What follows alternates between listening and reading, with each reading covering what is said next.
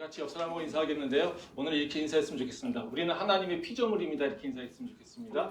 우리는 하나님의 피조물입니다. 네, 우리는 하나님의 피조물입니다. 오늘은 정체성과 베드로의 성장이라고 하는 제목으로 말씀을 나누려고 합니다. 지난주에 우리 어떤 말씀을 나눴는지 기억 못하시죠? 네, 기억 못하는 게 당연합니다. 너무 실망하지 마십시오. 지난주에 느헤미야에 대해서 생각을 해봤습니다. 느헤미야는 성벽을 재건하고 예루살렘을 재건하는데 중요한 일을 했던 사람입니다. 느헤미야가 이렇게 중요한 일을 할 수 있었던 이유, 그것은 다른 것이 아니라 자신의 정체성에 대해서 분명하게 인식하고 살았다라는 것이죠.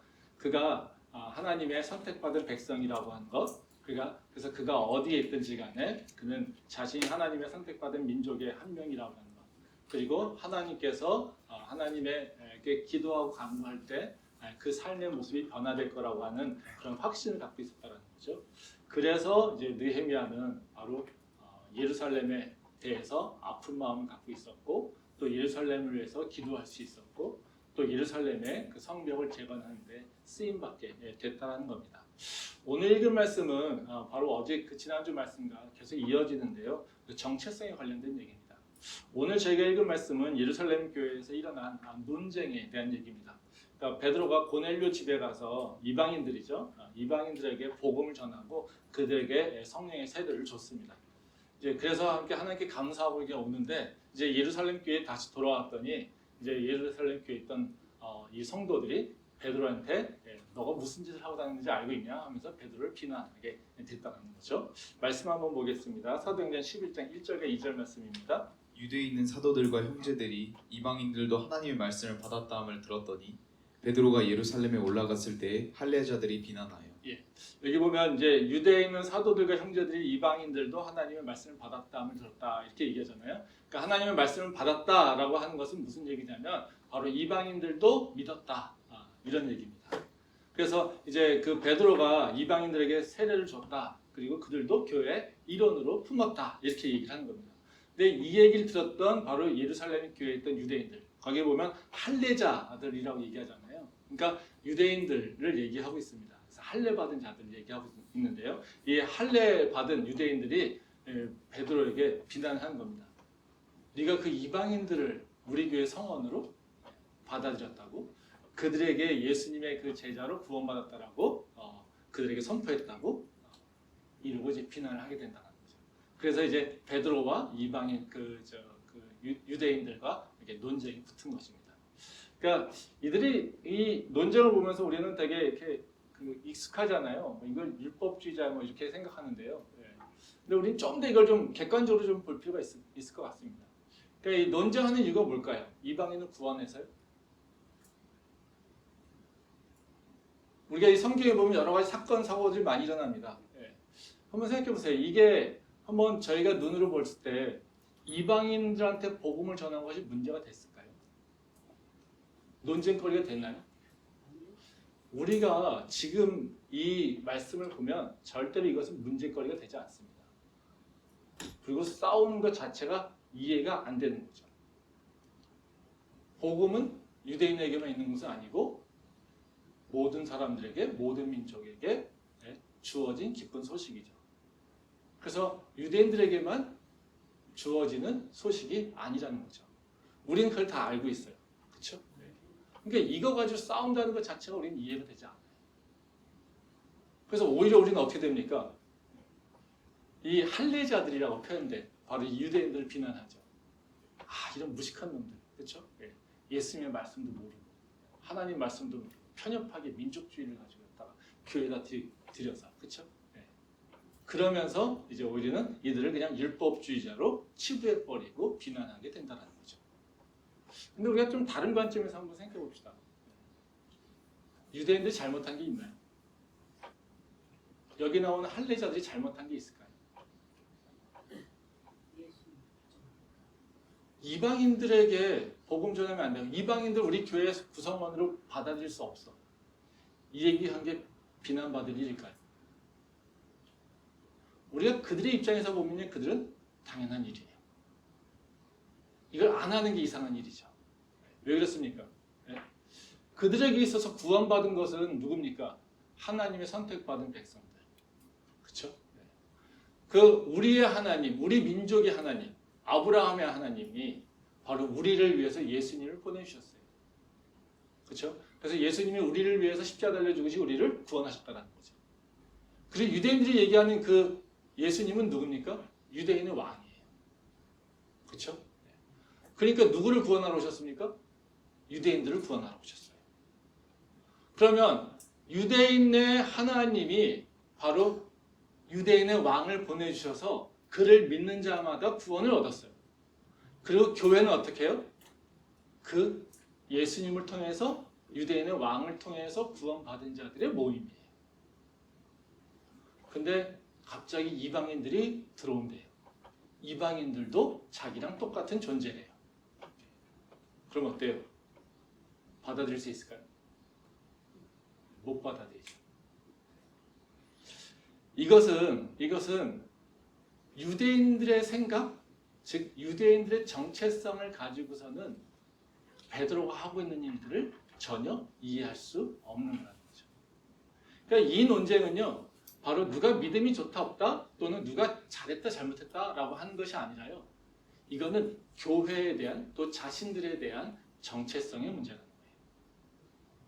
그래서 유대인들이 인식하고 있는 교회라고 하는 것은요, 바로 유대인들이 유일한 거룩한 민족이고 또 유대인들을 위한 교회가 이제 교회는 유대인들을 위한 것이고 또 그리고 유대인들은 그 교회 안에서 한 공동체를 이루게 돼야 된다. 이겁니다. 그래서 자신들만이 선택받은 민족이고 자신들을 위해서 예수님이 오셨고 그 예수님을 통해서 구원받은 자들만이 교회에 있는 거라는 거죠.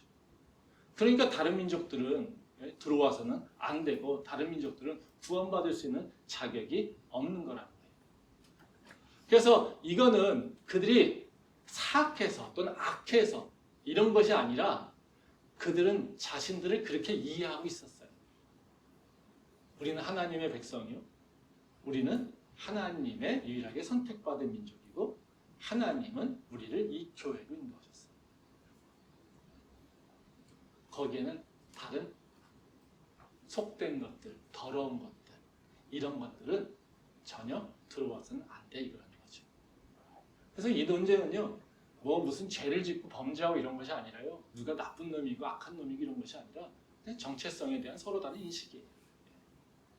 이 정체성이란 얘기가 나오면 근데 또 좀 어렵죠. 정체성이란 말을 모르는 분 계십니까? 없죠. 근데 설명하실 수 있습니까? 없죠. 그렇죠? 저도 마찬가지입니다. 정체성이란 말을 되게 많이 하는데요. 정체성이란 말이 우리한테 되게 익숙한데 정체성이란 말을 설명하기 되게 어려워요. 근데 정체성이란 말을 좀 여러 가지 이제 뭐 심리학자나 정치분석자들이 얘기를 하고 있는데 정체성은 그냥 우리가 쉽게 생각하면 그겁니다. 본질에 대한 이해입니다. 특히 자기 이해. 그러니까 어떤 존재가 있잖아요. 그 존재의 본질을 어떻게 인식하고 있느냐 이거에 대한 문제예요. 이게 정체성이에요. 근데 이제 본질이라고 하는 얘기하니까 또 이렇게 어렵잖아요. 그러니까 본질이라고 하는 것을 어떻게 이해하고 있느냐 정체성에서는 그겁니다. 내적으로 외적으로 생각하면 돼요. 그러니까 내적으로 나는 이런 존재야 자기 인식한 걸 가지고 일관되게 동질하게 유지하려고 하는 노력이 있어요. 그러니까 내 안에서 우리는 이런 사람이야, 또 나는 이런 사람이야, 우리 공동체 이런 거야 라고 하는 내적으로 내 안에서 그거를 유지하려고 하는 노력이 있어요. 그 특성 있잖아요. 그렇죠? 그리고 또 외적으로는 어떤 게 있을까요? 보여줘야 되잖아요. 그러니까 다른 사람들과 관계 속에서 그 어떤 특성을 일관되게 그들에게 보여줘야 돼요. 그러니까 A라고 하는 사람, B라고 하는 사람, C라고 하는 사람과 같이 관계를 맺는데 A라고 하는 사람들에게 나는 누구야를 드러내려고 해요. B라고 하는 사람에도 나는 누구야라고 하는 나타내잖아요. 그렇죠? C라는 사람도 마찬가지고요. 그때 이것이 서로 달라요. 그럼 정체성이 없는 사람이에요. 근데 A라고 하는 사람, B라고 하는 C라는 사람들 사이에서 내가 관계 맺으면서 동일하게 그들에게 나는 누구야라고 하는 메시지를 주려고 하는 거 있죠. 그 특성. 그게 바로 정체성이에요. 그래서 내적으로 내가 나를 인식하여서 그것을 일관되게 유지하려고 하는 노력이 있는 특성들, 그리고 외적으로도 나는 이런 사람이야 라고 다른 사람들에게 메시지를 주려고 하는 메시지. 이것이 바로 정체성이라는 거예요. 근데 우리가 정체성에 인식이 없다라고 하는 건 뭐겠어요?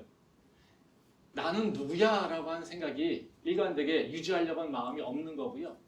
또 누구에게 나는 누구야라고 하는 메시지를 할 때 나는 누구지라고 하는 것에 대해서 인식이 없는 거. 예, 그냥 난 되는 대로 얘는 얘한테는 이렇게 쟤한테는 이렇게 예, 이 상황에선 이렇게 저 상황에선 또 저렇게 이런 거 뭐겠어요? 정체성이 없는 거예요. 그러니까 내 안에서 바로 일관되게 유지하고 그것을 드러내려고 하는 거예요. 그래서 우리는 어떤 사람이 정체성을 이해는 할 수 있어요. 어떻게 이해할 수 있겠습니까? 그 사람이 정체성이 있다면 끊임없이 드러내려고 하겠죠. 그렇죠? 예. 그러니까 그가 갖고 있는 생각들, 견해들, 그가 갖고 있는 이상이나 꿈들, 그리고 그들의 행동의 특성들 이런 것들을 보면 저런 사람이구나 라고 하는 것을 이해하게 된다는 거죠.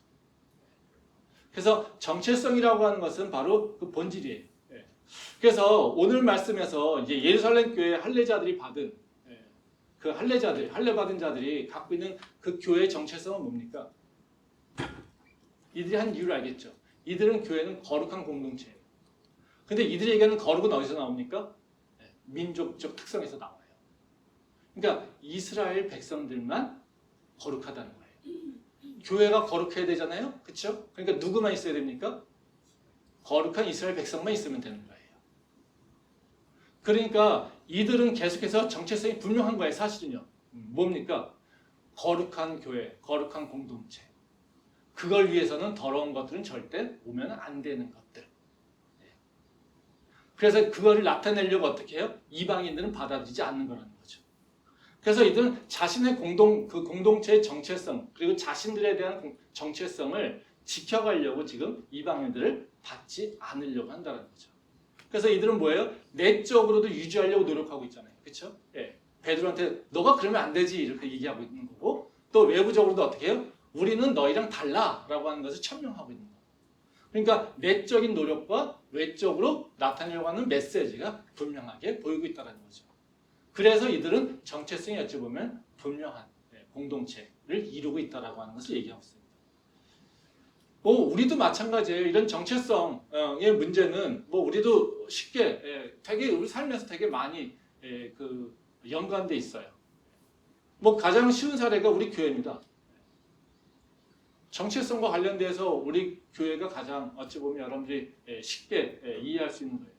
우리 교회는 경인 캠퍼스 열예배죠. 교회자가 없잖아요. 교회입니까?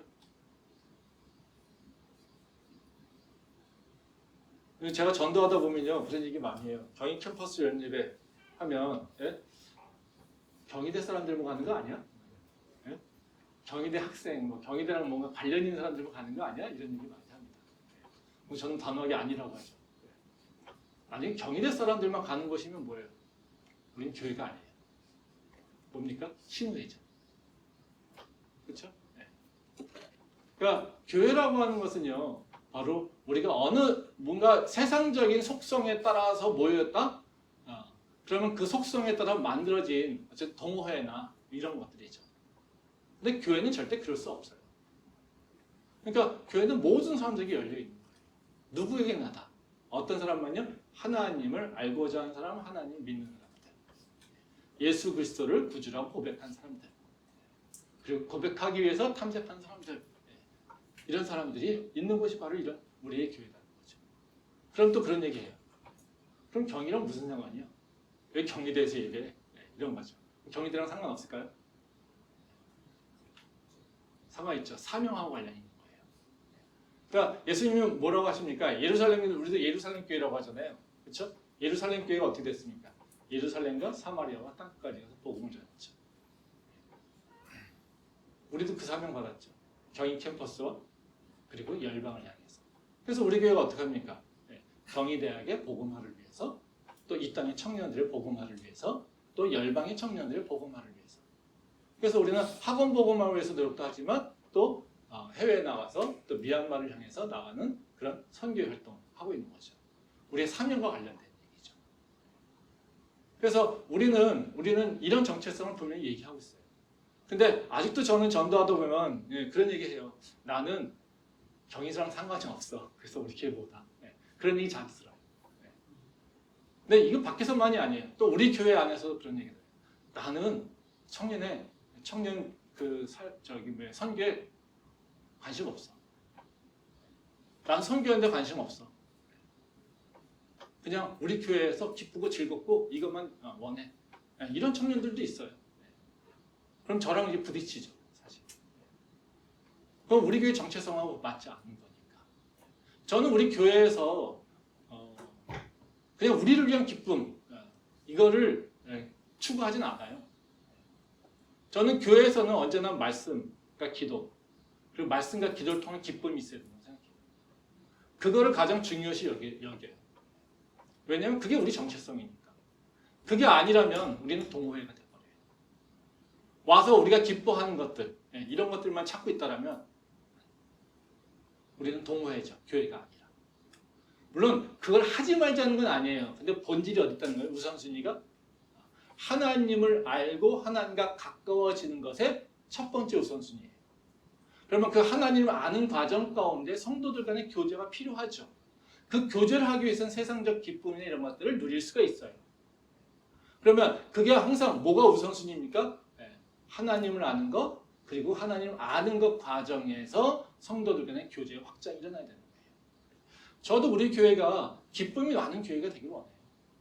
근데 저는요 우리 교회가 또 다른 한편에서는 진지함이 있는 교회가 되길 원해요. 왜요? 하나님의 말씀에 관심을 갖고 있는 사람이요 가볍지 않거든요. 하나님의 말씀을 가질 때는 분명하게 진지함이 있어야 돼요. 우리가 하나님 앞에 설 때 우리가 마음대로 행동하지 못하잖아요. 그렇죠? 그러니까 하나님의 교회들 그리고 성령이 충만한 교회가 일어나고 있는 하나의 특성은 뭐냐면요 진지함이에요. 근데 또 다른 하나의 특성이 뭐냐면 기쁨이에요. 왜냐하면 성령 안에서 하나가 되면요 기쁨이 있어요. 성도들 간에 끈끈함이 있어요. 그래서 저는 교회 성도들이 어느 그 모임이 어떤 질이 있느냐라고 보게 되면요 바로 성도들 간에 헤어질 때 시간을 봐야죠. 근데 저희 교회는 요새 성도들 간에 헤어지는 시간이 길어졌어요. 그건 뭐냐면요 성도들 간의 인터랙션이 많다는 거예요. 그건 자연스럽게 교제가 늘어나고 있다는 걸 얘기하고 있는 거거든요. 그래서 하나님의 교회는 하나님의 성령이 충만한 교회는요 바로 두 가지 그러니까 모습이 드러나야 돼요. 하나는요 진지함, 하나는 기쁨이 있어야 돼요. 이것이 바로 우리 교회의 정체성 또는 우리 교회가 추구하고 있는 모습이에요. 근데 바로 우리가 이렇게 정체성이라고 하는 것이 세상에서 이렇게 멀리 있는 것 같지만요 사실 우리의 삶하고 되게 연결되어 있어요. 우리가 청소년기에 정체성이 이렇게 방황하는 게 많잖아요. 그거 왜 그래요? 자아를 찾는 과정이라고 얘기하잖아요. 자아를 찾는 과정이라고 하는 것은 다른 것이 아니라 바로 정체성이에요. 그러니까 다시 말하면 내가 누군지 그리고 청년이 되니까 다른 사람들이 청소년이 되면서 다른 사람에 대한 사회에 대한 인식이 생기잖아요. 그러니까 그 인식 가운데 내가 생각했던 나의 모습, 내가 생각했던 내 가정의 모습들 이런 것들하고 지금 사회 속에서 보니까 내가 인식했던 거랑 다른 거예요. 그렇게 되니까 어떻게 해요? 내 안에서 이것이 혼란스러워요. 그러면요 세상에서 나를 만나고 있는 관계 속에서 내가 지금 이걸 어떻게 받아들여야 될지 몰라요. 그게 정체성의 혼란이에요. 그 세상 속에서 나를 어떻게 표현해야 될지 모르겠어요. 그렇죠? 그게 정체성의 혼란이에요. 그러니까 우리가 청소년기에 바로 이 방황하고 하는 이유가 바로 정체성이 형성되는 과정 속에서 세상과 그러니까 관계 맺는 것에서 나를 찾는 과정이라고 생각하면 된다는 거죠. 그래서 질풍노도의 시기라고 얘기하잖아요. 그래서 정체성이라고 하는 것은요 우리가 되게 멀리 있고 뭔가 추상적이고 얘기하는 것 같지만 사실 뭐예요? 우리 삶하고 되게 관련이 있어요. 그리고 우리 삶을 이렇게 잘 붙잡아 주는 거예요. 그리고 우리 삶을 어찌 보면 이렇게 단단하게 만들어 주는 것이 바로 정체성이라는 거죠. 근데 이제 정체성의 중요성 이런 건 다 알고 있을지도 몰라요. 근데 우리가 정체성과 관련해서 혼란스러운 문제는 뭐냐면요.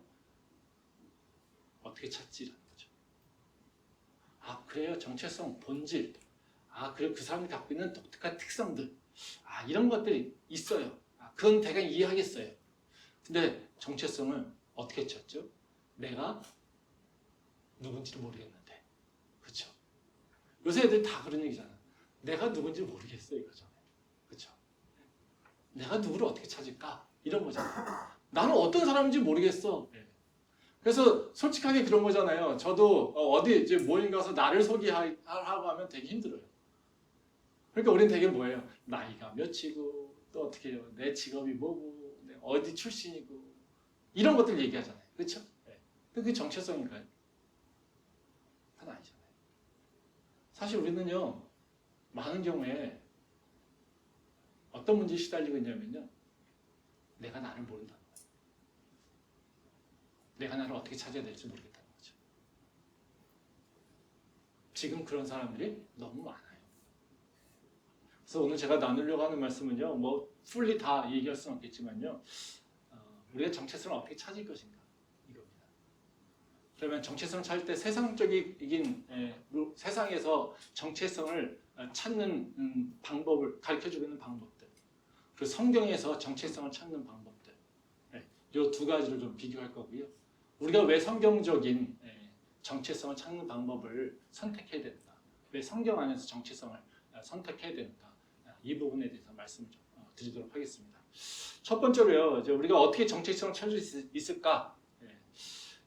정체성을 찾는 방법은 세상적인 방법과 하나님의 말씀, 즉 성경적 방법이 있어요. 이 두 가지가 다릅니다.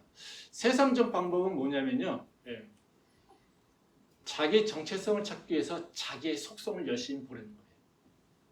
그러니까 내가 지금 경험하고 있는 나의 속성들, 이걸 열심히 찾습니다. 그래서 정체성 찾으면 사람들이 다 뭐 하냐면요, 내가 누군지 나를 되게 관찰을 열심히 해. 이게 세상에서 가르쳐준 방법입니다. 근데 하나님은요, 그렇게 얘기하지 않습니다.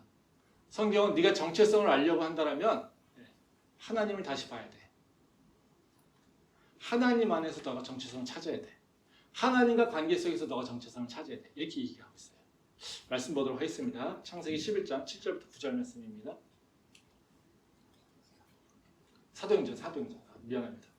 또 들으니 소리 있어 내게 이르되 베드로야 일어나 잡아먹으라거늘 내가 이르되 주님 그럴 수 없나이다. 속되거나 깨끗하지 아니한 것은 결코 내 입에 들어간 일이 없나이다 하니 또 하늘로부터 두 번째 소리가 있어 내게 이르되 하나님이 깨끗하게 하신 것을 내가 속되다고 하지 말라 하더라.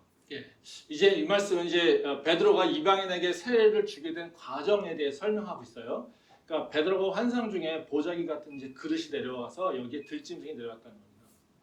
그러니까 이제 하늘에서 쭉 이게 그릇에 이제 들짐승 양이 뭐 있었겠죠. 그랬더니 이게 거룩하지 않은 양이겠죠. 짐승이겠죠. 뭐 그러니까 이거를 이제 잡아먹으라고 하니까 베드로가 나 못 잡아먹어요. 저거 더러운 거예요. 거룩하지 못한 겁니다. 이렇게 얘기했어요. 그랬더니 하나님께서 내가 깨끗하게 한 거야. 그러니까 잡아먹어. 이게 3번 있은 다음에 베드로가 잡아먹고 이제 먹는 이제 환상을 가졌다는 거죠. 그래서 이후에 이 일이 있은 후에 이제 베드로가 고넬료를 만나게 되고 고넬료 집에 초청을 받아서 가게 되고 이제 거기서 말씀을 전하게 되고 그때 성령의 세례가 와서 이방인들에게도 복음을 전하게 됐다. 이렇게 얘기를 하는 겁니다. 근데 여기서 우리가 보려고 하는 건 뭐냐면요. 베드로가 이방인의 정체성을 이해하는 방식이에요. 어떻게 이해하고 있습니까? 베드로는요. 이방인의 속성을 보고서 판단해요.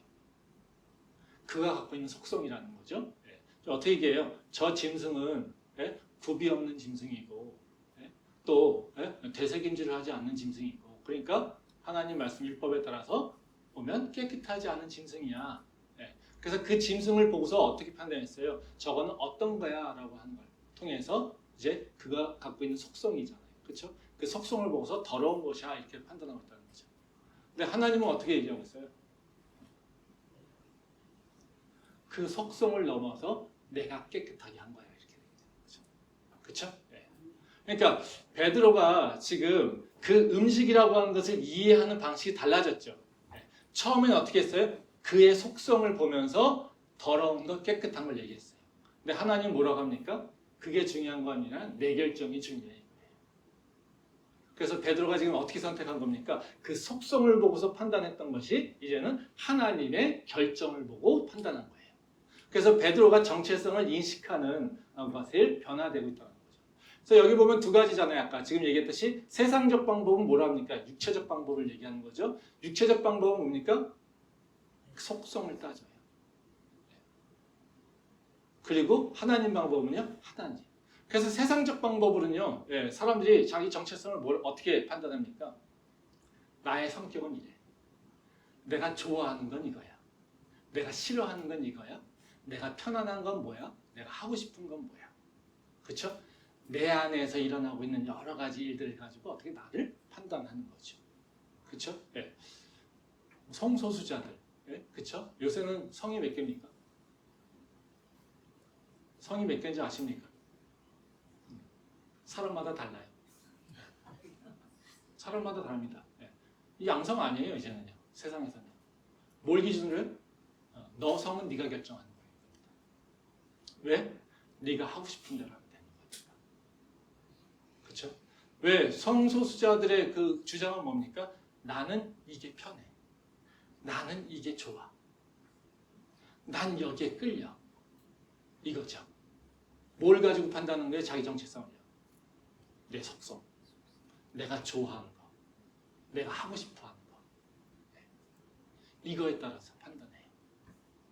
그러니까 내가 하고 싶은 대로 내 정체성이 결정되는 것이죠. 어찌 보면 정체성이 없는 거나 마찬가지죠. 요새 사람들이 또 문서 또 이제 그 다른 비슷한 게 다른 사람을 이해하려고 하니까 어떻게 해요? 세상에서는요. MBTI 하잖아요. MBTI가 뭡니까? 너는 내성적인 애야. 너는 뭡니까? 저 다 모르는데 저는요. 전 제가 T라는 것만 알아요. 뭐 이런 것들, 이런 것들에 대한 얘기. 그러니까 속성 가지고 다 얘기한다는 거죠. 하나님은요 그렇게 하지 않아요.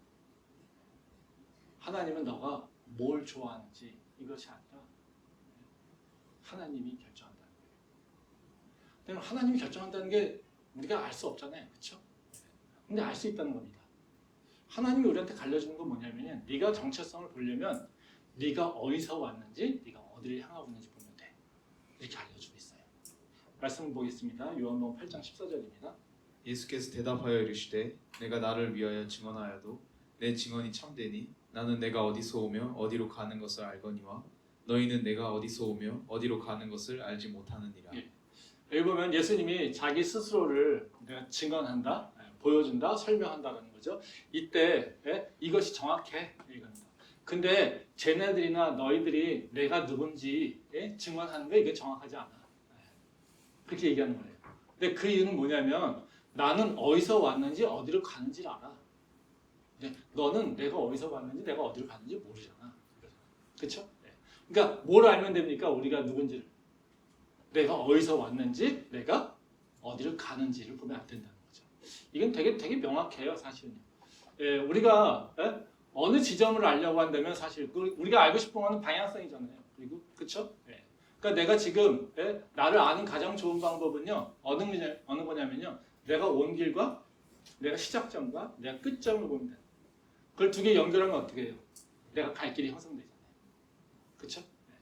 그러니까 우리가 한 점만 찍으면요, 우리는 어디로 갈지 몰라요. 근데 우리는 어느 길을 선택할까라고 하는 것을 알고 싶은 거잖아요. 그렇죠? 그럼 어느 길인지를 어떻게 알 수 있습니까? 내가 어디로서 왔는지, 어디로 갈지 알게 되면 내가 어느 지점에 있는지 알겠죠. 어느 선상에 있는지 알겠죠. 그렇죠? 그럼 선이 결정되는 거예요. 열심히 달리면 되는 거잖아요. 그렇죠? 그래서 예수님께서 우리에게 가르쳐 주신 건 뭐냐면요, 우리가 어디서 왔는지, 우리가 어디로 갈 건지. 그럼 우리는 어디서 왔습니까? 엄마 뱃속에서요? 하나님의 창조를 통해서 왔죠. 하나님이 나를 창조하셨기 때문에 내가 이곳에 있지요. 그러니까 하나님의 창조를 기억할 수밖에 없어요. 그러니까 하나님의 창조를 기억하면 뭐예요? 우리는 하나님의 자녀라고 하는 것을 우리 기억하죠. 우리는 어디를 갑니까? 우리 모든 사람이 다 육체의 장막을 벗고 죽음을 가죠. 근데 그것은 하늘나라죠, 우리한테는. 근데 우리는 그걸 향해 가지만 그것이 우리의 목적은 되진 않아요. 뭡니까? 하나님의 영광을 위해서. 즉 하나님의 영광을 드러내며 하나님 나라에 들어가는 것. 이게 우리가 갈 것이에요. 그렇죠? 그러면 하나님이 나를 창조하셨기에 그리고 나는 하나님의 영광을 향해서 걸어가려고 할 때 어떻게 해요? 여러 개의 길이 나온다 하더라도 우리는 어떻게 해요? 그 길을 다 판단할 수 있게 되겠죠. 그렇죠? 네. 그래서 하나님께서는 우리한테 뭐냐면요. 우리가 어디서 왔는지 어디로 가는지를 분명히 기억하라는 겁니다. 우리가 내일이 어떤 일이 일어날지를 맨날 두려워하면 어때요? 우리는 하나님 나라에 간다라고 하는 것을 모르잖아요. 모르는 사람과 똑같잖아요. 그렇지만 우리가 내일 내게 무슨 일이 일어날지 아는 것은 바로 하나님이 나와 함께 하시고 하나님이 어떤 일이 있어도 하나님 나라로 나를 인도하실 거야 라고 하는 것을 우리가 알고 있기 때문에 우리는 내일 걱정을 안 해도 되는 거잖아요. 그렇죠? 네. 그러니까 우리가 우리를 알아가는 방법은 어떤 거냐면요. 바로 하나님이 우리를 창조하셨고 우리는 결국에는 하나님 나라로 갈 것이고 그래서 하나님 나라에 하나님의 영광을 위해서 향해 가야 된다는 것 이것이 바로 우리가 해야 되는 줄 아는 거죠. 그걸 좀 더 이제는 내 삶을 특수한 것으로 해서 내가 어디서 왔을까 이런 것들을 다시 이해하면 좀 더 가까워지면 어때요? 선을 줄이면요. 내 삶이 좀 더 정확하게 보이겠죠. 그래서 내가 지금 어떤 것을 취해야 될지를 보게 된다는 거죠. 그거는 바로 각 사람들만의 특성들, 자기가 살아온 삶의 그 과정들을 다시 한번 돌아보면 되게 된다는 거죠. 이것을 우리 교회나 어떤 공동체를 이해하는데도 되게 중요합니다. 교회 시작은 어떻게 해요? 하나님이 예수님이 시작하셨죠. 그렇죠? 그래서 교회는 어디를 향해 갑니까? 하나님 나라를 이루어가는 것이 교회예요. 그래서 교회에서 이루는 것은 뭡니까? 예수님을 아는 것, 그리고 하나님 나라를 이루는 것. 이것에 목표가 있어요. 아까 저희 교회에서도 말씀드렸듯이 우리 교회에서 해야 될 일은 예수님을 더 깊이 아는 진지함이 있어야 되는 거고 그리고 예수님 안에서 그 사랑으로 성도들 간의 교제가 일어나는 그 기쁨을 누려야 되는 거고 그렇죠? 그것은 뭐냐면 우리가 오게 시작된 것이 예수님으로 시작됐고 우리는 하나님 나라에 하나님의 영광을 위해서 가고 있는 것이기 때문에 그렇다는 겁니다. 그러면 우리 교회 정체성을 좀 더 이렇게 세분하면 우리의 시작점은 어떻게 해요? 내가 더 먼 것이 아니라 좀 가까운 데서 보면 어떻습니까?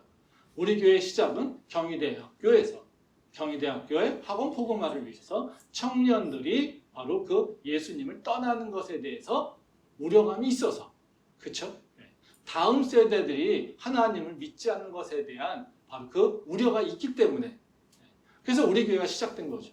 모든 교회는 하나님이 예수님께서 세우셨지만 우리 교회는 그것을 넘어서 이제 가까운 우리 온 것을 보게 되면 바로 이 시대의 그 문제점들, 학원의 그 복음화가 안 되고 있는 것들, 청년들이 교회를 떠나는 것들, 이 문제에 대한 거죠. 그럼 우리가 가야 되는 건 뭐겠습니까? 이 문제가 있기 때문에 우리 교회가 세워졌기에 우리는 어떻게 해요? 청년들이 예수를 더 알 수 있도록 청년들이 예수를 더 만날 수 있도록 그리고 그걸 통해서 우리 교회를 통해서 청년들이 더 많이 예수님께로 돌아올 수 있게 하기 위해서 이게 우리가 가야 될 길이죠. 그것을 우리 정체성으로 보고서 우리는 행동하고 결정하는 거죠. 이게 바로 하나님께서 우리한테 알려주시는 바로 정체성을 이해하는 방법이라는 겁니다. 우리 각자의 사람들도 이걸 보게 되면 우리는 딱 어디를 향해 가야 될지를 우리는 볼 수 있다는 겁니다. 근데 이제 그런 생각이 들잖아요. 이게 막연해 보이기도 해요. 근데 또 두 가지 방법, 속성이라고 하는 방법과 하나님 말씀으로 찾아가는 방법. 우리한테 어느 게 더 가까워요? 속성이 가까워요. 왜? 손에 잡히잖아요. 그렇게 편해요. 근데요,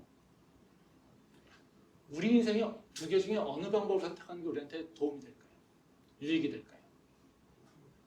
편한 걸 따지는 것이 아니라 세상적 방법으로 나를 이해하고 사는 게 좋을까요? 아니면 하나님의 방법으로 나를 이해하고 사는 게 좋을까요? 왜요? 왜 그 부분에 대한 대답을 찾아야 된다는 거죠.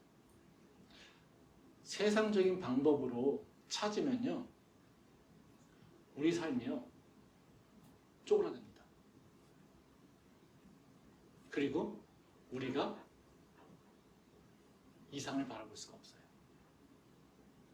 근데 하나님의 방법으로 나를 바라볼 때요, 우리 삶은요 성장할 수 있어요. 내 정체성이 머물러 있지 않고 성장할 수 있어요.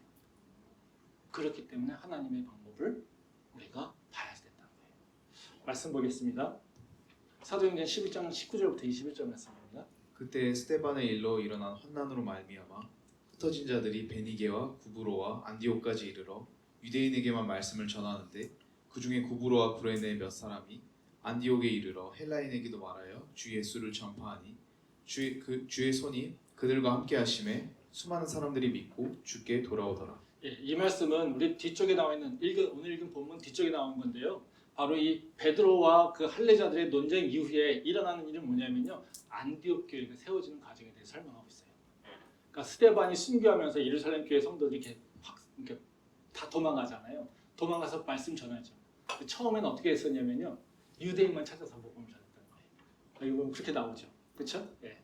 거기 보면 19절 말씀에 보면 환난으로 말미암아 흩어진 자들이 베니게와 구브로 안디옥까지 이르러 유대인에게만 말씀을 전하는데 이렇게 얘기하죠, 그렇죠? 예.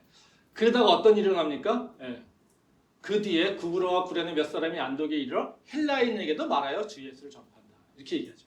즉 예루살렘에서 안디옥까지 가는 길에 맨 처음에는 어디까지요? 누구만? 예. 유대인에게만 복음을 전했어요. 그러다가 어떻게 안디옥에 와서 어떤 사람들에게는 헬라인, 즉 이방인들에게 복음을 전했다는 거예요. 그러니까 처음에는 어떻게 된 거예요? 예? 예루살렘 교회 성도들이 흩어져서 자기 정체성은 우리는 유대인들의 교회지, 이거예요. 그래서 유대인들만 찾아서 복음을 전하는 거예요. 그러다가 어떻게 해요? 바로 이 베드로의 그 논쟁, 이 고넬료의 사건을 통해서 이제는 뭐예요? 안디옥 교회에서 일어나고 있는 일도 이제 품을 수 있게 된다는 거죠.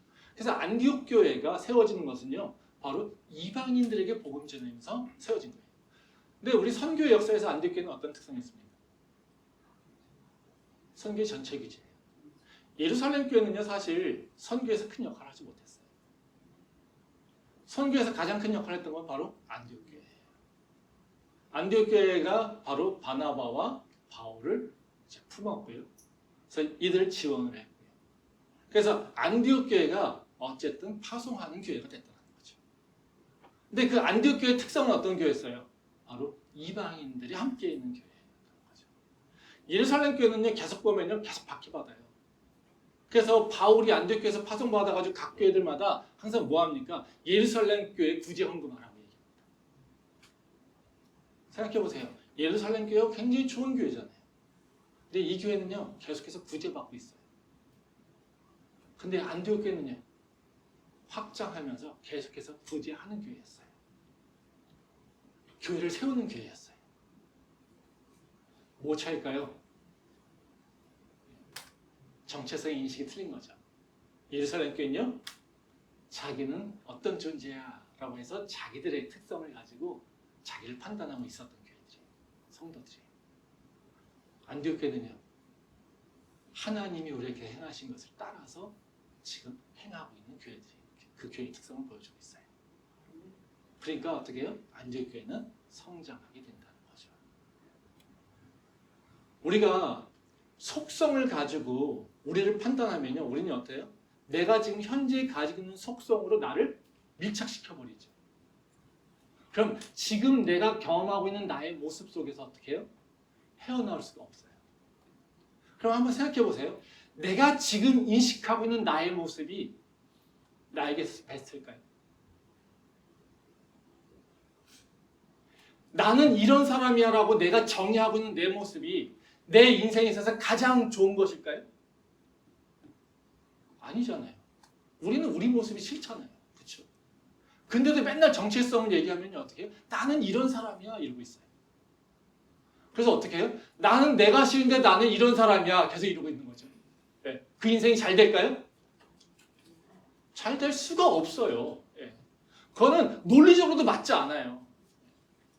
지금 내 모습이 어떤지도 모르고 내 특성이 좋은 건지도 모르고 내 특성이 정말 이 세상을 살아가기에 합당한 건지도 모르고 지금 내가 갖고 있는 내 속성이 하나님께서 주신 정말로 가장 중요한 속성인지 지켜야 될 속성인지도 모르고 있는데 나는 그런 사람이야 라고 얘기하고 있으면요 어때요?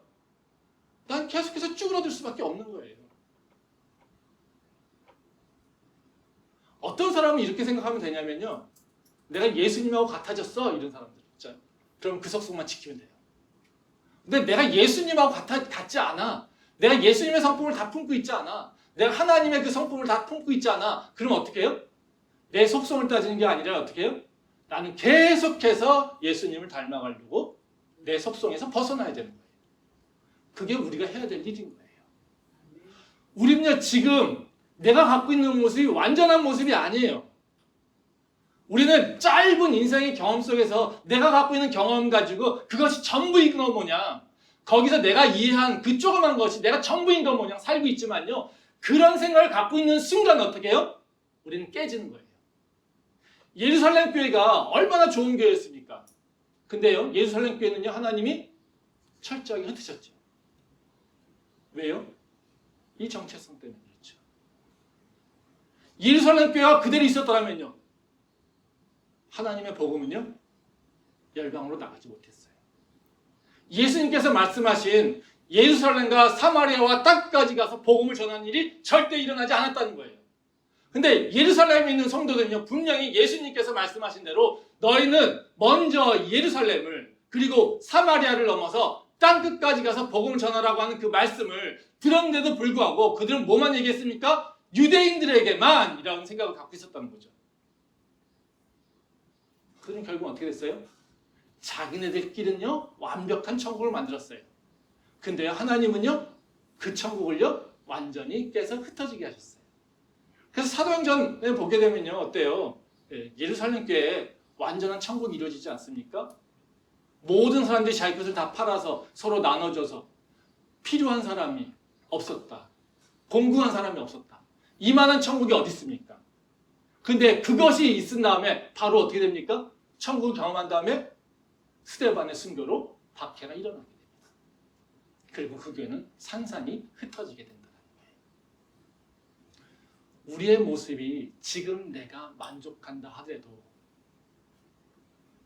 그 모습은요 완전한 게 아니에요. 우린 계속해서 어떻게 해요? 그 모습에서 벗어나서 하나님의 성품을 닮아가려고, 예수님을 본받아 가려고. 그렇죠?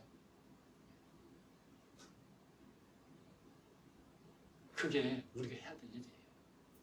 그래서 이런 얘기 많이 하잖아요. 나는 원래, 그렇죠? 생각해보세요. 나는 원래가 어디 있습니까? 나는 원래는 누가 얘기해야 되는 겁니까? 창조주 하나님이 얘기하시는 거예요. 그건 내가 얘기하는 게 아니라는 거예요. 그러니까 우리가 내 속성만 가지고 나를 이해하려고 하면요 우리는 확장적일 수가 없어요. 성장이 안 일어나요. 근데 나는 어떤 사람이야 라고 하는 것이 아니라 나는 예수님을 향해서 예수님을 따라서 가고 있어, 가야 돼 라고 하는 것을 갖고 있을 때 어떻게 해요? 내 안에서는 성장이 일어날 수 있다는 거죠. 그게 우리가 해야 될 일이에요. 우리가 예수님을 따라가려고 할 때 왜 성장이 일어나게 되냐면요, 예수님을 따라가려고 할 때 우리는 뭘 경험할 수 있냐면 하나님의 능력을 경험할 수 있어요. 생각해 보세요. 우리가 왜 내 속성에 머무르려고 할까요?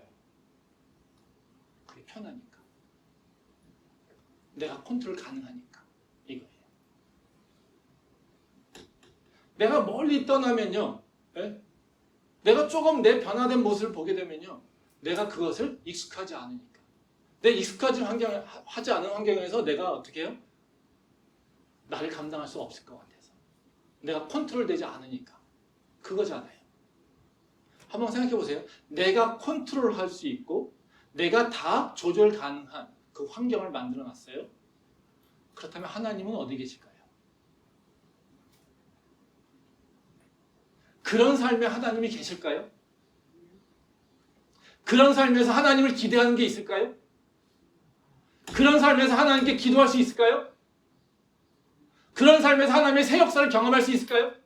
경험 못해요. 하나님이 개입하려고 해도 어떻게 해요? 됐어요 이러고 있다는 거죠. 난 지금이 좋아요 이런 모습이 된다는 거죠. 근데 우리가 길을 떠날 때, 새로운 환경을 도출시킬 때 우리는 어떻게 합니까? 자연히 하나님의 인도함을 경험할 수 있어요. 근데 재밌는 게 그래서 어떻습니까? 하나님이 당신의 일꾼들을 부르실 때 어때요? 일꾼들 부를 때 어떻게 하십니까? 그 자리에 있으라고 합니까? 아니요. 그 자리를 다 떠나게 해요. 아브라함도 마찬가지고 모세도 마찬가지고 야곱도 마찬가지고 다 떠나게 하십니다. 그걸 통해서 하나님의 새 역사를 경험하게 한다는 거죠. 그게 지리적으로 떠나라는 얘기가 아니라요. 어때요? 속성이에요. 내가 생각하는 나의 모습 속 이런 거예요. 저는 우리 교회도요. 변화돼야 된다고 생각해요. 지금의 모습이 완벽하다 저는 그렇게 생각하지 않아요. 변화될 게 너무 많아요. 어떻게 할 수 있습니까? 청년들이 와서 편해야 돼요. 청년들이 와서 즐거워야 돼요. 청년들이 와서요 예수님을 더 깊이 알 수 있어야 돼요. 그런 교회로 자꾸 변화돼야 돼요. 그 교회를 향해서 우리는 자꾸 변화돼야 돼요. 교회도 바뀌어야 되는 거고요. 성도들도 바뀌어야 되고요. 성도들의 인식도 바뀌어야 되는 거고요. 뭘 향해서요? 누군가에게 한 사람이라도 더 복음을 전하고 이 교회에서 한 사람이라도 더 예수님과 가까워지고 그것을 위해서 내가 뭔가 해야 될 일이 있다라고 인식을 갖고 행동하는 것. 이것이 우리가 변해야 될 일이에요. 우리 교회가 지금의 모습 괜찮아요. 나쁘지 않아요. 저는 우리 교회에 대한 자부심이 있습니다. 근데 그렇다고 우리 교회가 변할 게 없느냐? 고칠 게 없느냐? 아니에요. 저는 고칠 게 너무나 많다고 생각해요. 저도 맨날 고민하는 게 그거예요. 8월에는 뭘 하지? 뭘 해야 좀 임팩트가 있을까? 다음 학기는 뭘 하지? 뭘 해야 임팩트가 있을까? 어떻게 하면 한 청년이라도 더 올까? 어떻게 하면 한 청년이라도 이 교회에서 예수를 다시 만날까? 어떻게 하면 한 청년이라도 이 교회에서 더 스테이하면서 새로운 꿈을 꿀 수 있을까? 우리가 자꾸 과거를 얘기하고 있는데 과거를 얘기할 필요가 뭐가 있을까? 우리는 끊임없이 바뀌어야 돼요. 뭐만 바뀌지 않고요? 믿음이, 말씀이, 하나님을 향한 간절함이. 그런 것들이 바뀌지 않고요. 세상과는요, 소통할 수 있도록 끊임없이 바뀌어야 돼요. 그래야 우리가 성장한다는 거죠. 그 과정에서 교회도 성장하고 성도도 성장한다는 거죠. 과거의 모습에서 똑같이 하려고 하는 것이 아니에요. 자꾸 새로운 일을 도모해야 된다. 전 우리 교회 성도님들이 자꾸 새로운 일을 도모하면 좋겠어요. 그게 세상의 부러움은요. 하나님 안에서 교회 안에서 해보시고요. 그 모든 실패에 대한 건요. 교회에서 책임지겠습니다. 그리고요. 세상에서 실패를 두려워하지 말고 해봐야 되는 거예요. 이겁니다. 그래서 변해야 된다는 거죠. 그럼 마지막으로 하나 얘기하고 마무리하겠습니다. 그럼 우리가 어떻게 바뀔까요? 어떻게 새로워질 수 있을까요? 그게 가장 중요하잖아요.